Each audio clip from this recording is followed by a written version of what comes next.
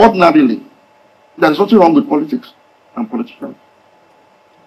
Because there's no democracy without politics. Politics, ordinarily, is supposed to be the contestation of ideas, ideals, if you like, ideological leanings, on how best to manage the resources of the state for the greater good of the greater majority of the people. Simple. There's nothing wrong. But there is something wrong with our kind of politics in Nigeria. The build on our democracy has been the kind of politics we play in Nigeria.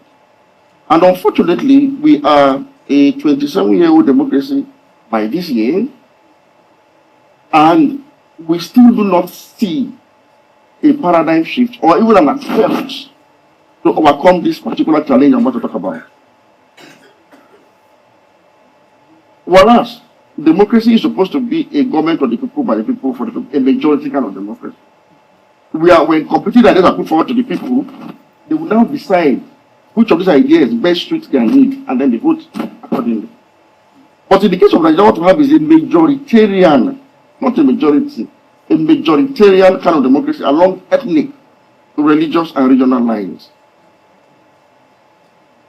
To put it in summary, the goal of our democracy is the identity politics of ethnicity, religion, and region that we play that has dominated and characterized our democratic experience since the First Republic. And the difference is this. Any country that's plagued by identity politics of ethnicity and religion will have its democratic process yielding dividends in form of patronage for a few friends and associates or cronies. Whereas a truly liberal democracy that encompasses the aspirations of the greater majority of the people, irrespective of identities, will yield good governance. So the question now is this: how come our politicians or politics somehow have rendered institutions ineffective and have rendered laws unimplementable? It is because the reward system for identity politics is not good governance. It is patronage. That's why consistently, one of the major vessels for corruption in Nigeria has been procurement, because that is the centerpiece of the dispensation of patronage. So the challenge for us as a people is, after 27 years, and by 2027 we will have been a 28-year democracy, how come we've not been able to interrogate this very bane on our democracy with a bird's eye view on how to reform the process and flip it around? We need to transit from an identitarian, majoritarian kind of democracy to one that is truly liberal, that brings all of us together around ideas, common ideals of collective development along national security, national and economic development. Until we're able to flip that, we'll be having these conversations for years to come. And to do that, all of us seated here must understand one thing. We have become victims of what we collectively convey, all of us seated here, all of us. So to achieve this paradigm shift, we must all be ready to subsume our individual identities, ethnicity, religion, or region, into a super pan-Nigerian identity. We must be ready to stop voting along religious lines, ethnic lines, and also other sentiments. If you look at all our political parties, there is none with an identifiable ideological leaning, because the purpose of politics in Nigeria is power grab for self-service. It has been generated into a criminal franchise where everything is thrown into it. And if you look at the processes that throw up politicians, they cannot build any positive fruit for the people. So we must begin from that process. We must kill identity politics.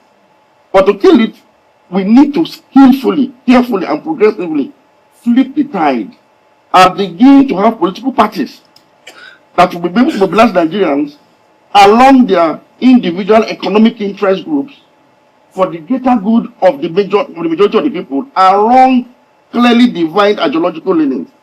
Until we get to that point, our democracy will not yield the much needed dividend in terms of improved security and welfare for the people.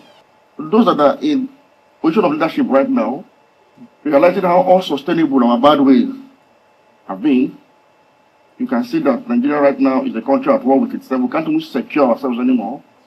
We can't feed ourselves anymore. Our external debts rising. So you can see that after many years of doing things in the wrong way, the combination now is such that the Nigerian state is touching on the brink of state failure. So one would have expected that those that are in power now, from the president to the governors to the senators, we realize that that comes a time in the life of every nation when those that are privileged to be in power will realize that enough is enough. And so what are they supposed to do? Take the conscious step to commit class suicide. And in committing class suicide, it is to preserve your own interest within the larger society now, where you are not supposed to prioritize public interest over and above partisan and sectional interest. However, this is far-fetched. I'm sure my brother chuckled because he knows that that will not happen. But the gradualist approach out of this situation will be, for those of us that are Nigerians, if indeed you are proud of this system, we need to come together now under a coalition of the willing. I've been emphasizing this. The weakest link in our democracy value chain is the political party system. But we don't need to come on board and fix it. Let us come together as a people around a clearly defined ideal of national redemption and then participate in the political process. There will push back from those that are there. But one thing I know for sure is people power in its raw form will neutralize every form of state attempt at electoral subterfuge. But to harness people power, you must come across as clearly different and distinct in your purpose and vision from what the status quo is. So the challenge is before us, and nobody will do it for us. We're no longer in an era where you're going to have intervention that will be revolutionary, all of that. No. We need to apply more democracy to fix what is wrong with our current democracy. Like I said in my first presentation, you see, identity politics is the bane of our democracy. A research was conducted globally about Nigerian democracy in 1987, and international scholars came up with the terminology prebendalism to describe Nigeria particularly after the experience of the Second Republic. And what is prebendalism? When appointed or elected public officials have a sense of entitlement to the material benefit of their areas of responsibility. And that is why in Nigeria, corruption is cultural. It is sanctioned by tradition. It is certified by religion. And it is dispensed by government. There is a legitimacy around corruption in Nigeria. That is why it is normal to say, I worked for a presidential candidate, I've not been compensated. And the president will know that somebody wants to be governor, and make the person the minister in charge of power. And in fact, I will expect the person to generate electricity when you have simply told him, go there and help yourself enough to go to your state and be able to prosecute your electoral war or battle. That has been decided. We need to break it as a people. But because we are held captive, and this is what we are accomplishing as a people, most of us are held captive by our tribalistic and religious bigotry. We somehow have surrendered our common sense to those who are dividing us along these primordial lines, and we have donated to them this irrevocable power to continuously rule us and divide us. So we must retrieve these things back. As an Igbo man, as a Yoruba man, as a whatever you are, realize that as Nigerians, we are one people with one common need, with one common aspiration. Until we come to this realization and take our destiny back, nothing can happen to the contrary.